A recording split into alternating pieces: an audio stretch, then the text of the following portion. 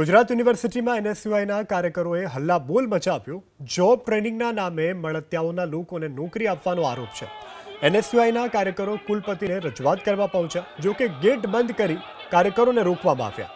એનએસયુઆઈએ આરોપ લગાવ્યો કે મોટાભાગના વિભાગોમાં 18 ઉમેદવારોની ખોટી રીતે ભરતી કરવામાં આવી।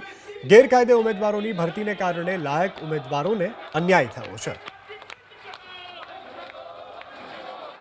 એ પ્રકારે યુનિવર્સિટીના જે વિવિધ ડિપાર્ટમેન્ટો છે, જેના એચઓડી પોતાના લાગતા વળગતા લોકોને ડાયરેક્ટ ભરતીની અંદર લઈ રહ્યા છે, તે ક્યાંક ને ક્યાંક જે ઉમેદવારો સાચી લાયકાત ધરાવતા છે તેમની જોડે અન્યાય છે।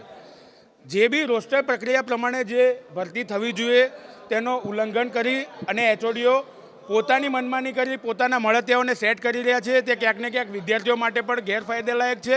અને જે લોકો સાચી ઉમેદવારી નોંધાવે છે તેમને ચાન્સ નથી મળતો।